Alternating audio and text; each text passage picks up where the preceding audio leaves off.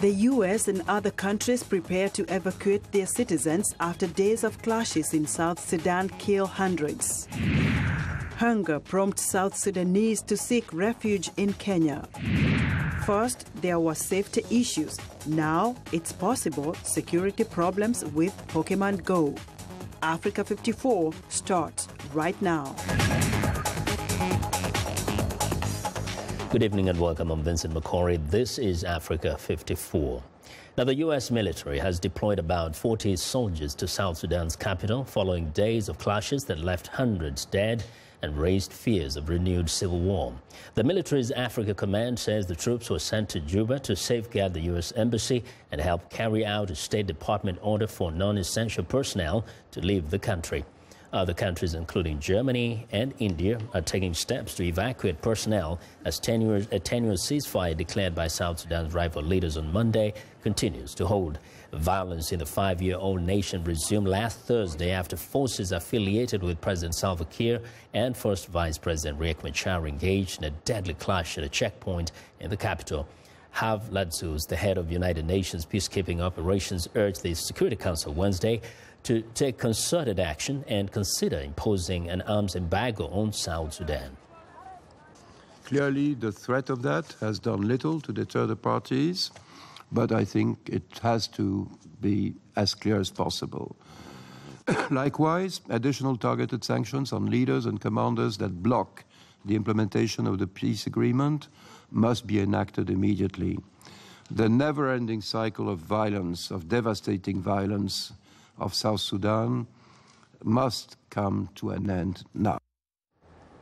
Well, Ladzus told the Security Council that 36,000 people have been displaced by the fighting and that 7,000 have taken refuge on local UN bases. Fighting between supporters of the two men has killed tens of thousands and displaced more than 2 million people since 2013. Now, under heavy international pressure, the rival leaders signed a peace deal last August. Andrew Burnett, acting director in the office of the U.S. Special Envoy to South Sudan and Sudan, told VOA that the U.S. will work with the partners to ensure the peace deal is implemented to the letter. Now, after the outbreak of violence in South Sudan's capital, Juba, in the past week, East African bloc IGAD demanded the creation of an intervention brigade similar to a UN combat force in Democratic Republic of Congo that is mandated to enforce peace by targeting and neutralizing armed rebel groups. Casey Copeland of the International Crisis Group in Juba says it will take more than a military force. Under certain conditions, and we saw even the region, the Horn of Africa regional peacemakers, they advocated an intervention force at one point. Given certain parameters, I think we see that different forms of intervention will be necessary, but any form of intervention must be part of a political process. It must have a political objective. Interventions, sanctions, arms embargoes, they don't achieve anything on their own. So what we need is a real political strategy, and that's the next step.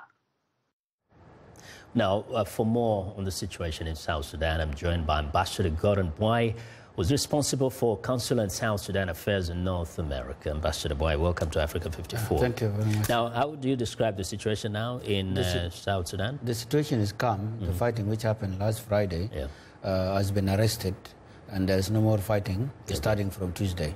Now the shops are open, people are going about with their lives. But there's still concern. People are fearing that things could easily flare up. The tensions remain. What are you doing? What is the government, let's say the government of national unity doing to ensure that doesn't happen? The government of national unity at the Council of Ministers meeting on Tuesday, which was attended by all ministers, including the SPLM-IO ministers. The only person who did not attend was Dr. Riek Machar, but he already is in contact with President Salva Kiir. So let me tell you, what happened is not a big-scale fighting. It was only a faction within the SPLA-IO that started shooting at the palace while Dr. Riek Machar and Salva Kiir were in the meeting. This faction did not support the peace from the beginning since last year. They believe in a new prophet called Mundeng, So they believe, according to the prophecies of Nur Prop and Mundeng, that when they come to Juba, then they will start fighting at J1 at the palace, and then they will kill the president. The information we got from there is that there was a confusion here. There was some information that Dr. Riek Machar had been detained, and they wanted to see him. They wanted to make sure he's safe, but they were not allowed inside, or they were not allowed to see him, and therefore they started shooting. And that is when this escalated into a fight. No, Dr. Riek Machar, because there is a protocol when the VIPs are in the meeting, Dr. Riek Machar was inside with 6 security bodyguards. Yes. The rest with arms were outside. So the factions within his group that do not want peace circulated information to his forces that were outside, to the lieutenant colonel called David Rio Maguet, telling him that, oh, Dr. Riek is being detained. Yes. So the reason was that they wanted to create a problem. So David Rio went to the guard and said that he wanted to get inside the meeting. He was stopped. He was told, no, you just wait for your leader to finish. He said, no, I got information that Dr. Riek Machar was detained. He was told, no, Dr. Riek Machar is not detained. If he's detained, why don't you call your generals, your superiors? And then he started shooting, and he shot one of the guards. This is how the fighting happened. Okay, yes. so but it was a planned plot by the faction of Mundeng faction within the SPLA-IO, yes. But this had nothing to do with no, Dr. it has nothing Machar to do himself. with Dr. Riek Machar. Dr. Riek Machar. Yes. Now, of course, recently we spoke with Dr. Majak Agut, and they said that one of the things that you notice or you get a sense of in Juba is that the two men don't seem to have full control of their people, of their forces, and it might be wise that they're out of the picture. In fact, so that you have a more neutral government in Juba. That might be a solution. That is not true. The only person who is not in control is Dr. Riek Machar. The government has been in control since 2013. And the president is controlling his forces. Yeah, but we know that... I'm coming to what Dr. Majak said. Yeah. Dr. Majak is coming from his own political perspective, because he is from a group that has been advocating for Riek Machar and Salva Kiir to be removed. Dr. Majak, when he was a deputy minister of defense for 3 years, he did not transform the SPLA army. He was even responsible for destroying the army, because he created a small group of 3 of his own section followers and building a sectarian group within the SPLA to fulfill his ambition for leadership. Yeah. But at this point, you know, most people looking from outside, what they feel is that the conditions in Juba create for an explosive atmosphere where any of these men can easily say something or do something that will create another civil war. No, not a condition in Juba. Yes. Dr. Riek has nothing, as a person, has nothing to do with this. He even said it on Friday after the incident when he had a conference with the president. The problem is that the international community did not understand the internal SPLM-IO politics. The internal SPLA-IO politics is that there is a faction that is following Nur prophet called Mundeng, and that faction is not for peace. So when we told even our friends, the American and the rest of the Western countries, that, look, you need to understand the internal Nur politics, the Nur dynamics, in order to bring peace. Dr. Riek Machar and those of Taban Dengai who are still in Juba, they advocate for peace. But this faction, led by Chief of Staff of the SPLA-IO, believe that the only solution is to remove President Kiir from power through violence. So the problem is not Dr. Riek Machar. The problem is this faction that he could not control, because you remember when the fighting happened in 2013, Dr. Riek Machar was just bringing the loose groups, the White Army, different groups. So he was not having control. He was just a political leader without a military. But he has hierarchical one of the things I noticed is that there has been a lot of, exchanges between, say, people who are on the President Kiir's side and those who are Dr. Machar's side that can lead to, situations that can cause war. I mean, I have to say this. I was looking at your Facebook, for example, and some of the things you've posted, I have to say, perhaps, if you ask me, are some of the most undiplomatic things I've ever read from a person who is a diplomat. I could quote here, for example, you write that you're going to attack the political opponents politically and finish them. You say, I don't believe in wounding the opponent. That was during the war, right? I believe in... Before the peace was signed. They say, I believe in finishing the opponent once and for all. But that was Now, before the peace was signed, right? That was. but some of your postings were actually from yesterday. These are things that you said after this fighting in Juba. I was responding to the Riek Machar press secretary, who talked to Lieutenant Colonel who started the shooting. I think you got that right. Yeah. The Riek Machar secretary, who is in Nairobi, talked to the Riek Machar, to Lieutenant Colonel David Riau, and told him that Riek Machar was detained. So he was basically the one who explored the situation by helping the anti-peace element group within SPLIO.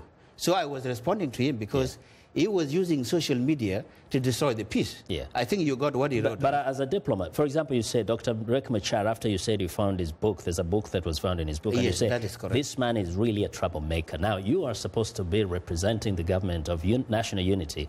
If you write stuff like this about the other partner in the government, does that not incite people into No, it doesn't hate? incite people. There is, as I told you, there is a faction within the SPLAIO which is not for peace. And I can even show you there are some videos that you would see is people are inciting in North America calling for ethnic war. I think you saw them. So now with that book Dr. Riek has been reading, so in your perspective when you look at it, as is the book, I think you got the title of the book. So the title of the book by itself, if it is read by him, including these generals who are not for peace, so what would be your expectation? That was the issue. Yeah, but as a person who is supposed to help actually promote peace, you're supposed to be representing people from all sides. You do make a lot of references to ethnic groups, the Nuers and others. And for example, in one place you say, we are a government and we cannot be intimidated by anybody. If you want peace, we give you peace. But if you want war, we will give you war. I'm referring to the group that is the Mundeng faction.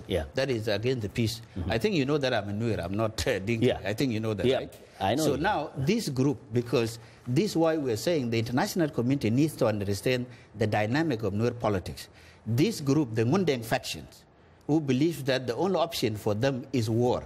How do you address them? Because if you are dealing with ISIS, well, like what the United States is doing, they are fighting ISIS, right? They are not negotiating with ISIS. But if the Taliban put down their weapon and they believe in peace, and then you negotiate with them. But as a government, if somebody is for war, you have to protect the people. You have to confront them. But at this stage, are you guys promoting peace, or some of you might actually be promoting war? Or no, which guy is promoting war? Let's say...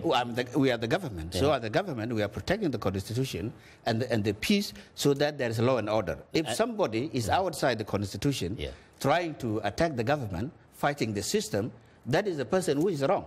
For instance, the ISIS fighting the U.S., they are the one that is wrong, right? But so this is the logic of the state. This is a government of national unity. So you're supposed to be speaking in one voice. It's the government of national unity, but we have not yet integrated a force within IO that is against the peace. Because Riek Machar himself is not in control of the White Army. So how do you address the issue of the White Army?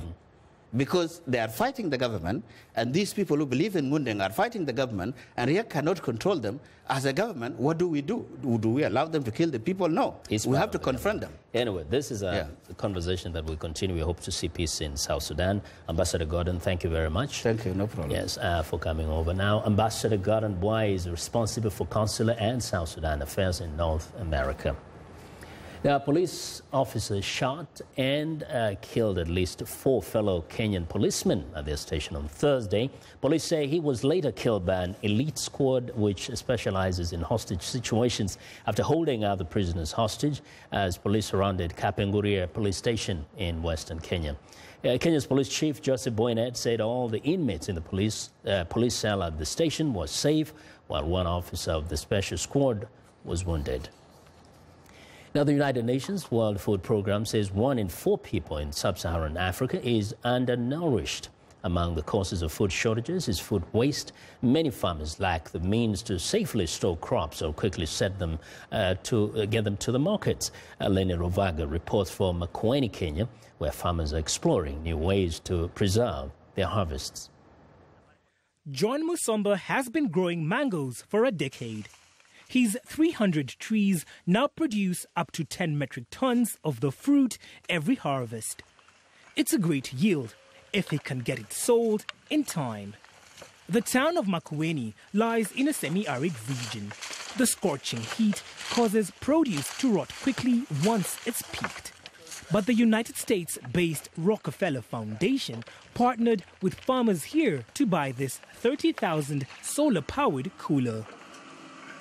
With the technology, now everybody from Nairobi, nearly all over Kenya, he knows there is a facility here. And if he comes, he knows he'll waste very little time because it's a question of opening the cold room. He needs 3,000 kgs. He gets the produce he goes. The initiative is called YieldWise, and it also includes free training on food preservation. Today, Musomba and fellow farmers are going through a session on drying fruit. Burton and Bumba, a local agro-processing company, packages the dried mangoes and strawberries for sale. But what we want to do is really help support and develop an industry in East Africa around dehydration. And I think many people will benefit, not only the farmer, who will be given a fair price for his product, but it's an employment creator. And it puts Africa on the map as a credible international supplier of great quality dried fruit. According to the United Nations World Food Programme, farmers in sub-Saharan Africa lose up to 30% of their crop to waste. To reduce food loss and food waste, you need probably two critical things. One is around storage. How are you storing properly the grains, the staple crops, and the fruits and vegetables that are produced?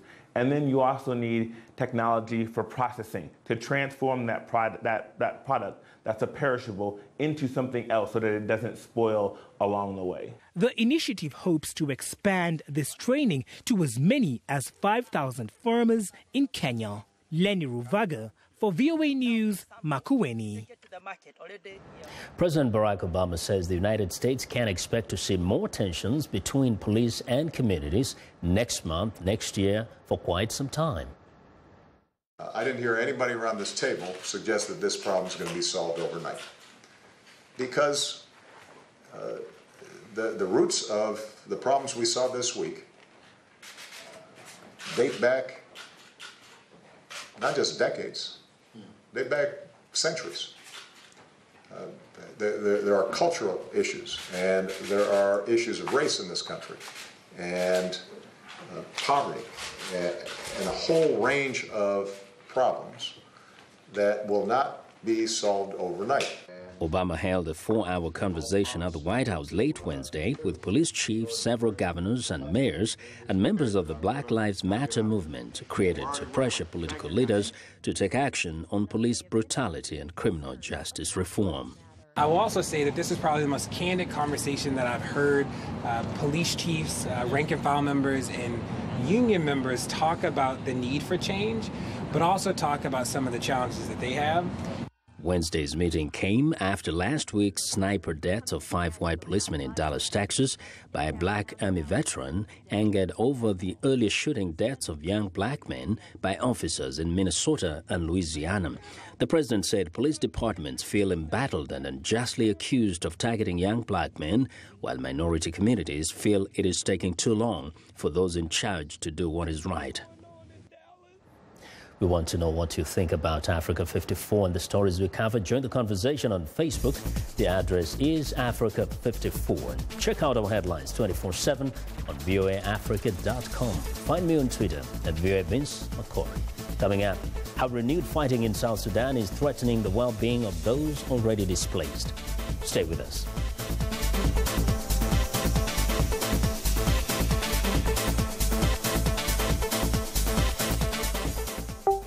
Facebook, Twitter, Instagram. They tell you what people are talking about. So for an in-depth look at the stories trending high on social media, turn to #VOA. It's not your typical talk show. From politics to pop culture, #VOA brings in the people leading the conversation, engages the audience, and gets answers to your questions. #VOA. Smart talk for smart people.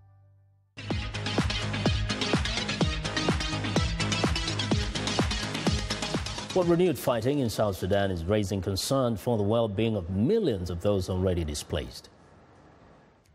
Here in Kenya's Kakuma camp, hundreds of thousands of South Sudanese are seeking refuge after escaping conflict and hunger at home.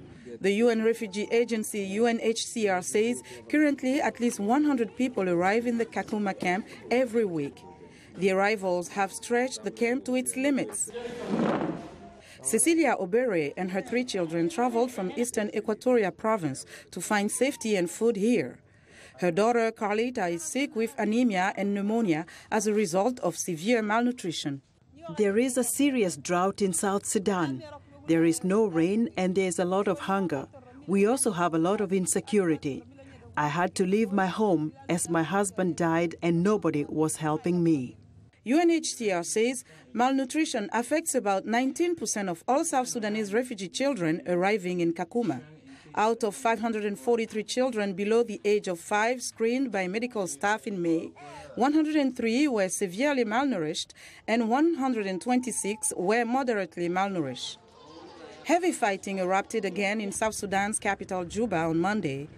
The country has spent much of its independence embroiled in a civil war driven by political differences that turned to bloodshed late in 2013. A peace deal was signed in August 2015, but experts say failure to swiftly implement its key elements have allowed tension to continue even as the country turned 5 years old on July 9th. Over 2 million people have had to flee their homes since then, 678,000 of them across borders as refugees, and 1.69 million displaced inside the country. Relief agencies say hunger is a key factor pushing South Sudanese families to flee, some heading north to South Sudan and others south to Kenya.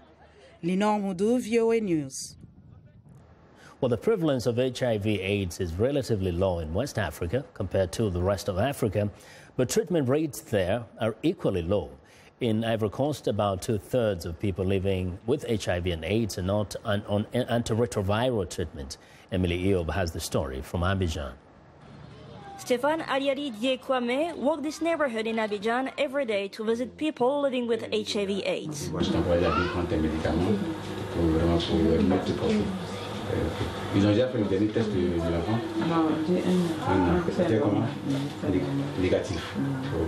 Treatment with antiretroviral drugs can reduce mother-to-child transmission during pregnancy and birth. Kwame works for the local NGO Lumière Action, which runs a treatment center nearby. He says people fall out of treatment for many reasons. Some become discouraged, some become misguided by charlatans touting cures, others don't have enough money to pay for transport to the clinic, and then there's the stigma. Just last week, a couple came to the clinic and they recognized one of the nurses, so they didn't want to come back to get their treatment. They asked me to bring it to them.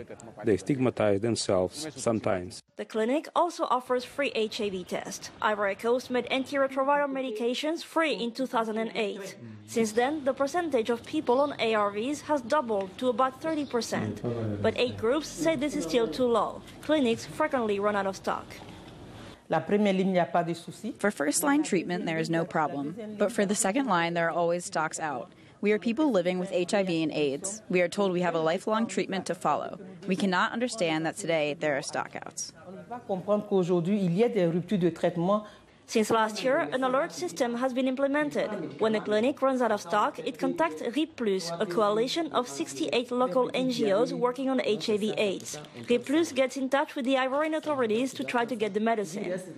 Treatment with antiretroviral drugs can slow the virus spread in the body and delay the onset of AIDS. Antiretroviral drugs, or ARVs, in Ivory Coast are financed by initiatives like the Global Fund and PEPFAR, along with the government, but the demand remains high, and so is the cost. We could better the situation by producing the ARVs locally, not necessarily within the country, but within the sub-region. That could lower the costs. About 80% of ARVs used in Africa are imported from abroad, and many countries are pushing to produce locally.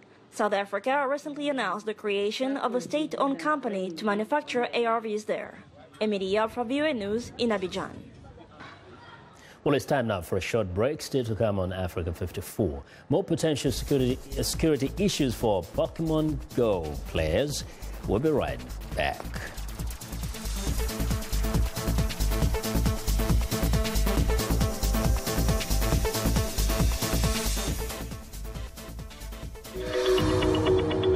I'm Milar Sega. I'm the host of VOA's The Correspondents, a roundup of the world's top stories with analysis from our dedicated reporters. It's really a conversation the same way that you would bring a friend to your home and ask them what's going on. And our correspondents will do that and answer those questions through their own eyes. That appears a false choice in more ways than one. We can't actually put you there, but we can come pretty close. In 30 minutes, we'll show you the world.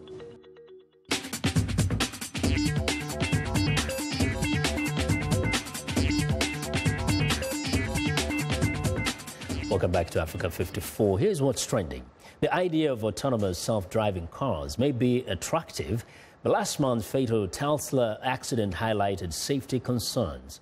A Nissan Serena minivan relies on a single camera in the back of the driver's rearview mirror. The car can then follow the vehicle ahead, maintaining a safe distance that the driver sets. It also recognizes lanes, so it won't swerve off. If the car it moves to another lane, it's smart enough to find the next car ahead of it and start following that one. But this minivan is different from other self-driving technology because it is designed only to help drivers.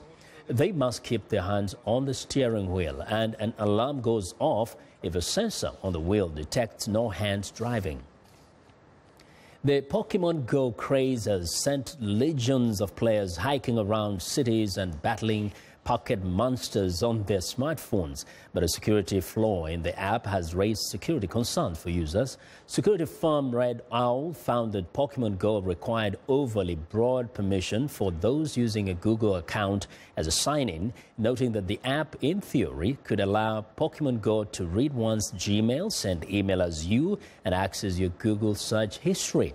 Earlier this week, Pokemon Go's creators said in a blog post that it's never intended to request such sweeping data access, hasn't collected information beyond the user's ID and email address, and is working with Google to power back the authorization. A new version of the app is now available in Apple's App Store. And finally, Kobe Bryant will be keeping busy with daddy duties in retirement. The former Lakers superstar has announced on Instagram that he and his wife, Vanessa, are expecting their third child, another daughter. Bryant, also known by his self-given nickname Black Mamba, posted a picture Tuesday of onesies with Baby Mamba written on it, alongside a baby pair of his signature Nike shoes. In the caption, he writes, "Beyond blessed and excited to share that we are expecting our third baby girl." Bryant's other daughters, Natalie and Gianna, are 13 and 10, respectively. The five-time NBA champion retired in April after 19 seasons in Los Angeles, and that is what is trending today. Well, and that's our show for today. Be sure to watch Africa 54 on our website at voaafrica.com. For more news, tune in to VOA's evening radio show Africa News Tonight at 1800 UTC in the mornings. Today, Break Africa between 0300 and 0600 UTC, Monday through Friday. Thanks a lot for watching. From all of us in Washington, have a good night.